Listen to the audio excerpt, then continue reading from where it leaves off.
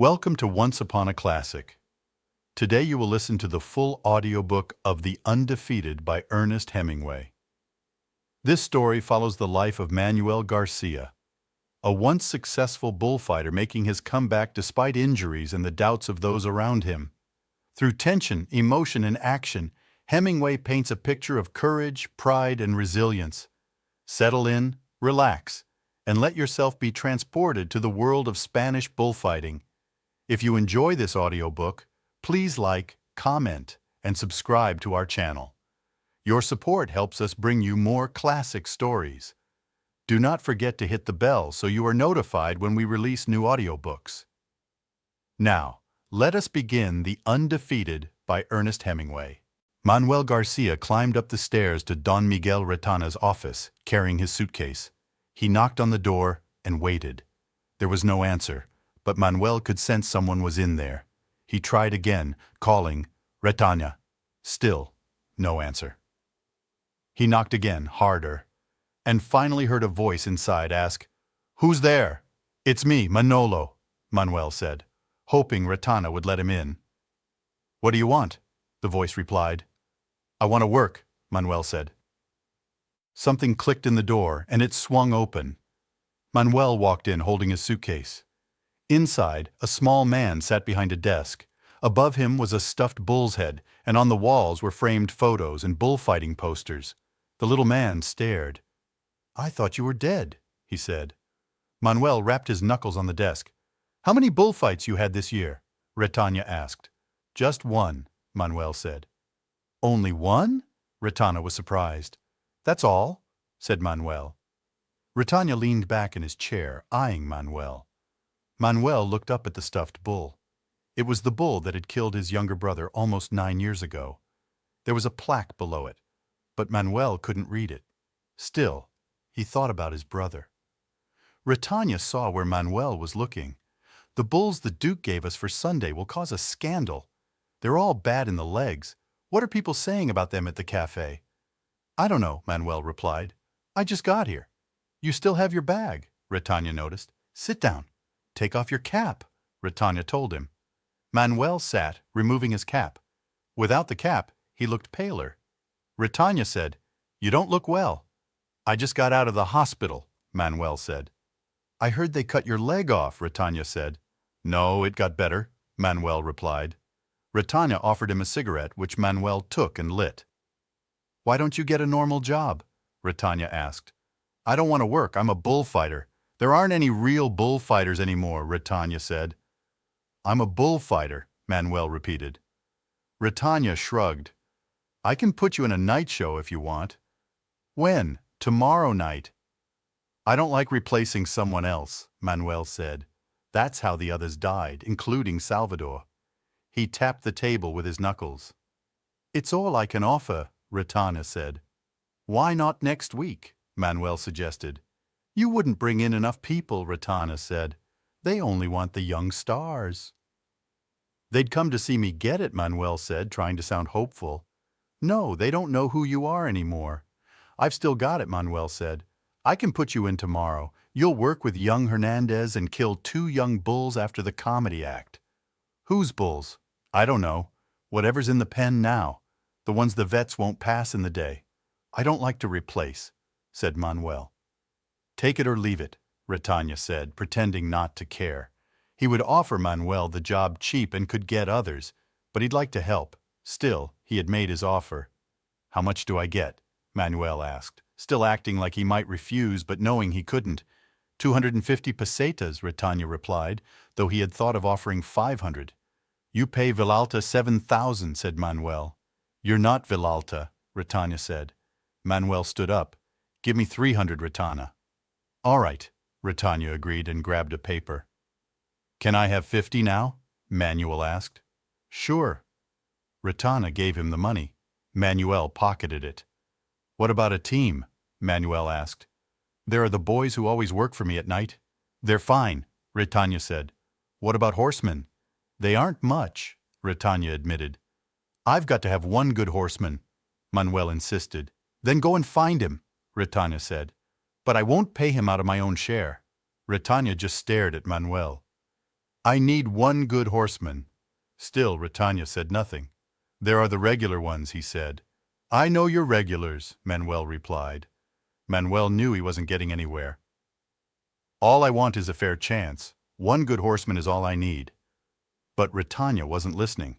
If you want something special, go get it, Retanya said. The usual team will be there.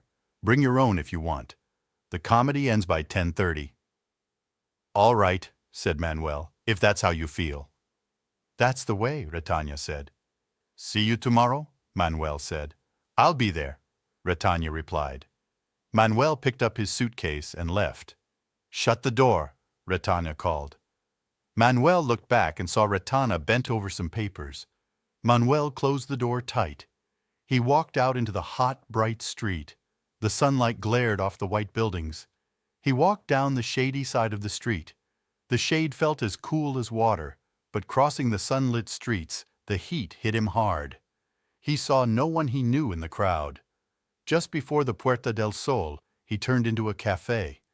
It was quiet inside, with only a few men at tables along the wall. 4 men played cards. Most sat smoking by their empty cups. Manuel went to the back room. There, a man slept at a table in the corner. Manuel sat at a table. A waiter came up. Have you seen Zurito? Manuel asked. He was here before lunch. He won't be back before 5, said the waiter. Bring me some coffee with milk and a shot of the ordinary, Manuel said. The waiter soon returned with a tray, coffee, and a small glass. A boy poured coffee and milk from shiny pitchers. As Manuel took off his cap, the waiter noticed his pigtail pinned forward on his head and winked at the coffee boy, who looked at Manuel's pale face with interest. You fighting here? The waiter asked. Yes, tomorrow. You in the comedy act? Nope, the regular fight. Thought they'd have Chavez and Hernandez, said the waiter. No, it's me and another. Hernandez, I think. What's up with Chavez? Hurt. Who told you? Retanya. Hey, Louis, the waiter called to the next room. Chavez got gored. Manuel dropped sugar into his coffee and drank it quickly. He finished the brandy. Another shot, he said. The waiter poured more, spilling some in the saucer. Another waiter came over, the coffee boy gone. Is Chavez hurt badly? The second waiter asked. I don't know. Retanya wouldn't care, the tall waiter said. If you're in with Retanya, you've got it made. If not, you're out of luck. You said it, the other waiter agreed. I know what I'm talking about, said the tall waiter. Look what he's done for Villalta, and for the others too. Manuel listened while they ignored him. He finished his brandy. He felt sleepy.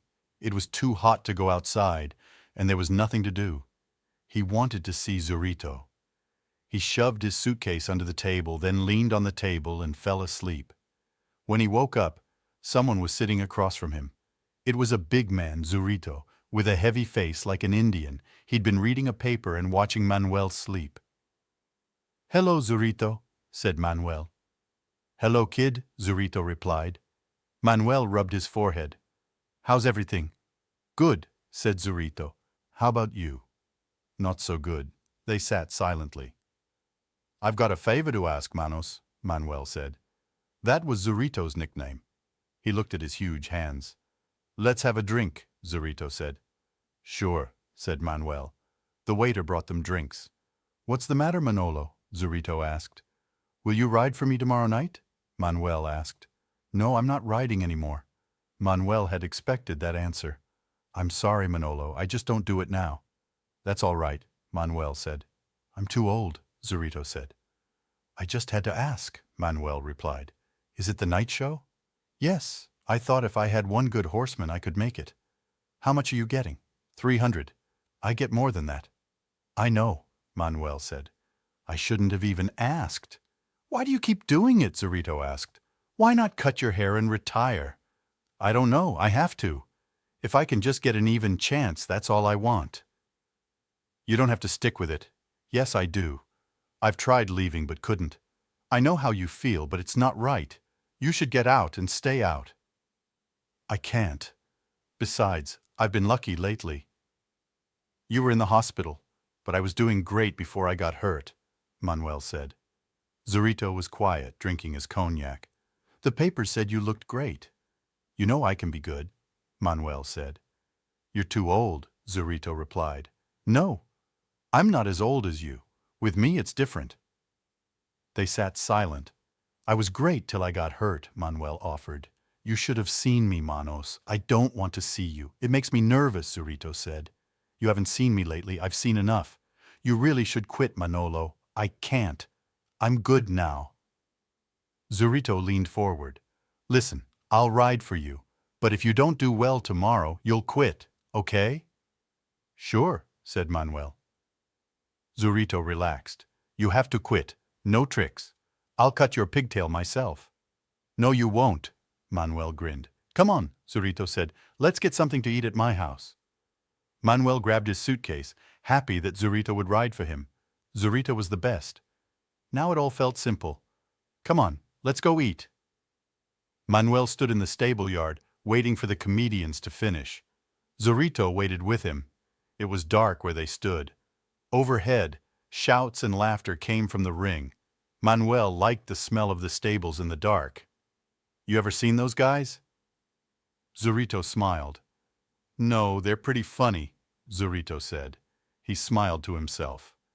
The big doors into the ring opened and Manuel saw the arena lit up.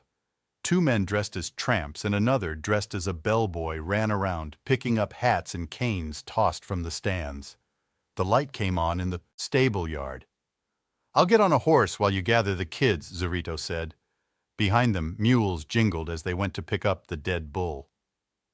The team members came back from watching the show. A cheerful young man in a silver and orange suit smiled. I'm Hernandez, he said, shaking Manuel's hand. These are big bulls tonight, Hernandez joked. The bigger they are, the more meat for the poor, Manuel grinned. Where'd you hear that one? The boy laughed. That's old, Manuel said. Line up your squad so I can see what I've got. You have some good kids, Hernandez said. He was in a good mood, having fought before and gained a following in Madrid. He was happy the fight would begin soon. Where are the horsemen? Manuel asked. They're arguing in the pens over who gets the best horses, Hernandez teased. The mules ran through the gate, followed by the first bull. As soon as the bull went by, everyone lined up for the procession. Manuel and Hernandez stood in front, the others behind, with heavy capes over their arms. In back, the four horsemen sat on their horses, holding their lances up. It's a wonder Retanya gives us enough light to even see the horses, one picador grumbled. He just doesn't want us to get a good look at these worn-out beasts, joked another. Zurito was quiet. He had the only solid horse. He'd tested it, and it listened well. He'd ride this horse for the whole fight. Since he'd mounted sitting in the dark, he'd already gone through the whole event in his mind. The others joked nervously. He ignored them. The two bullfighters stood at the front. Manuel thought about the three boys behind him, all from Madrid like Hernandez, about 19. One was a gypsy, serious and dark. Manuel liked the look of him. What's your name, kid?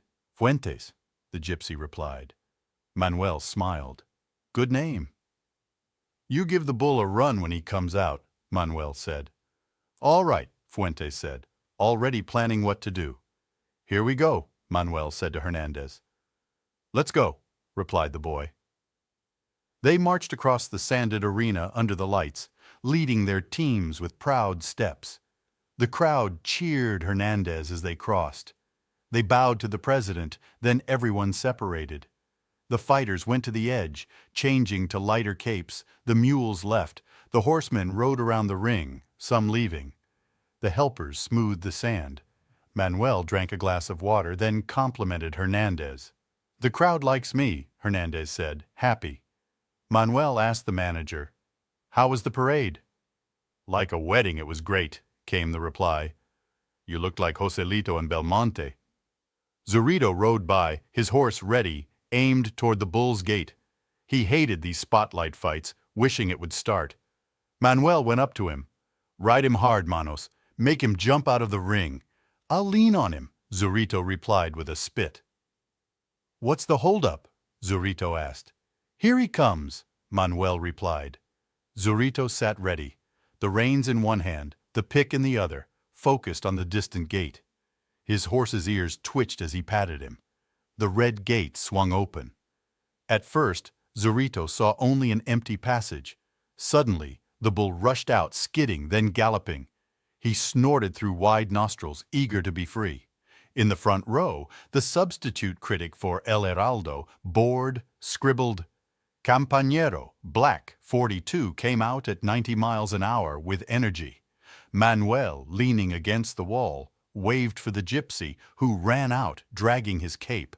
The bull turned and charged, missing the cape, and instead chased the man, who jumped the wall as the bull rammed it twice. The critic of El Heraldo lit a cigarette, tossed a match at the bull, and wrote, large and with enough horns to please the crowd, "Campañero showed he wanted to challenge the fighters." Manuel stepped into the arena, calling to the bull. The bull turned and charged, but Manuel spun aside, swirling his cape just ahead of the horns. The crowd cheered with each turn. After 4 passes, he finished by wrapping the cape around himself and stepping clear as the bull faced Zurito and his horse. El Heraldo's critic wrote, "The experienced Manolo performed a good series of passes, earning applause, and we entered the stage with the horsemen. Zurito aimed and let the bull charge. He set his lance firmly in the bull's shoulder muscle, pulling his horse into the air and swinging the bull safely past. The other team member took the bull away with his cape, then faced him to the next horseman. But the next horseman missed and was thrown from his horse, which the bull gored as he rolled over. Manuel waited, letting the bull stay with the fallen horse. That'll teach that rider to hold on next time." Then Manuel called the bull, swinging the cape as Zurito waited. The bull charged, and Manuel brought him around to Zurito again.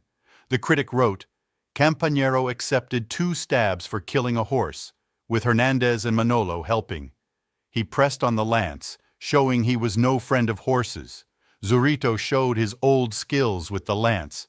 The crowd roared as Zurito bent over his horse and expertly held the bull off, turning the horse clear just in time.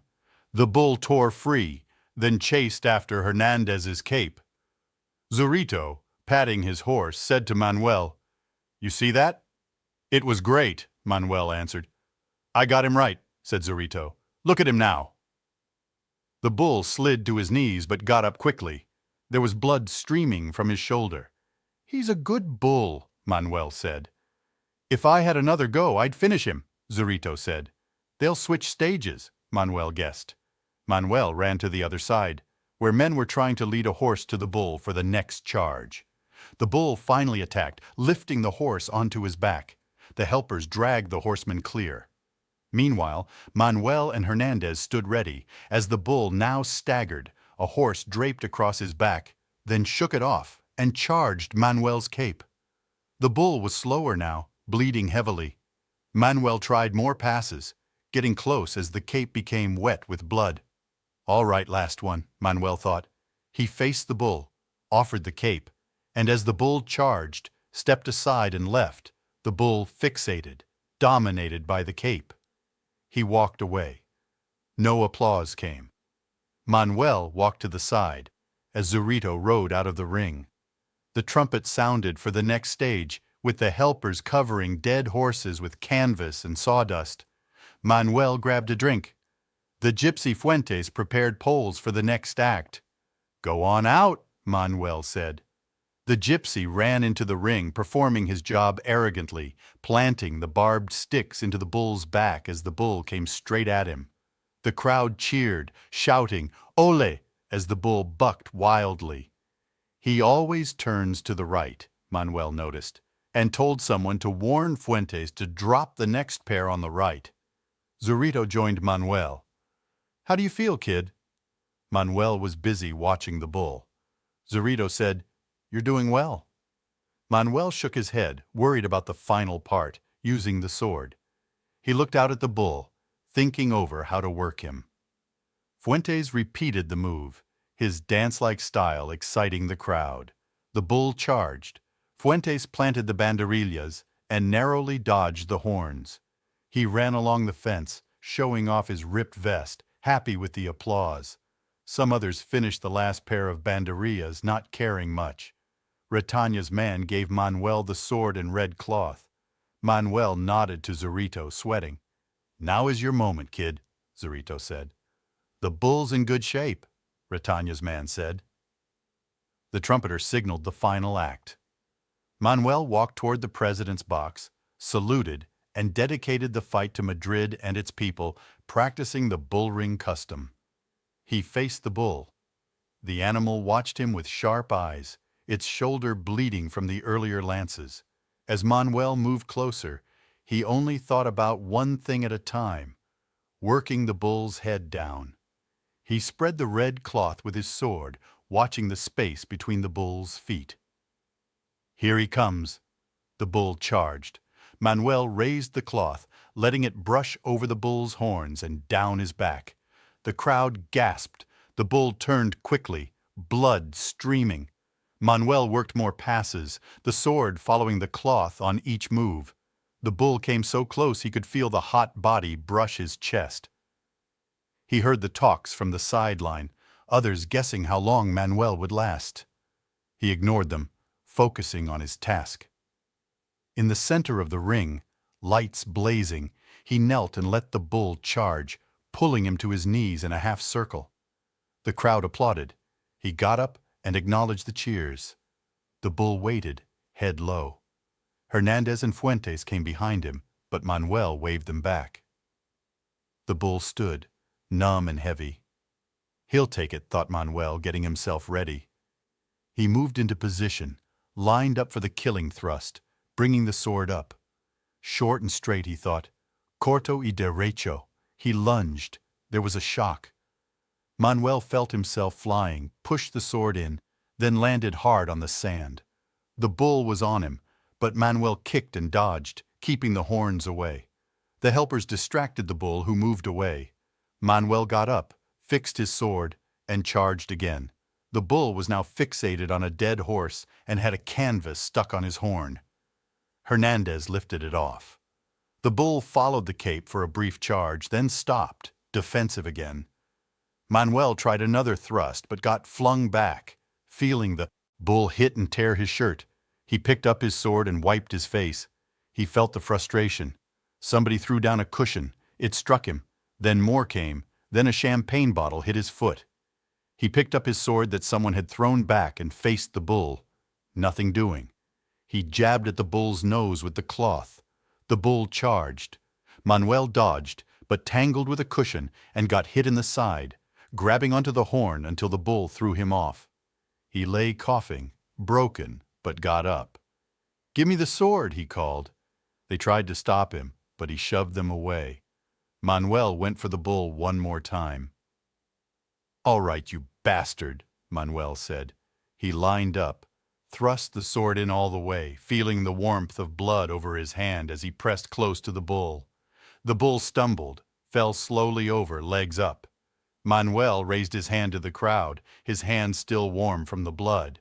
He started to cough. He could barely stand, still hot from the effort. He tried to salute, coughed again, and sat down. They picked him up and carried him out, passing near the mules pulling the dead bull. In the infirmary, the doctor and assistants worked busily, cutting away his shirt. Manuel felt exhausted. He tried to stay awake as they held a mask over his mouth. The lights were too bright. He heard heavy footsteps, then the noise of the crowd. Someone else would have to kill the other bull. The doctor smiled. Retana was there. "Hello, Retana," Manuel mumbled, but couldn't hear his own voice. Zorito was there, talking to Retana. One of the helpers handed Zorito a pair of scissors. Zorito said something to Manuel, but he couldn't hear it. He realized they were about to cut off his pigtail, a sign of retiring. Manuel sat up suddenly. "You can't do that, Manos," he said. Zorito laughed. "I won't do it. I'm just joking." "I was going good," Manuel insisted. "Just had bad luck, that's all." They put something over his face again, and he inhaled deeply. sinking into sleep. Before he faded, he looked at Zorito. "I was going good, right?" "Sure, Manolo, you were great," said Zorito. Manuel breathed in as everything faded, as Zorito stood awkwardly watching.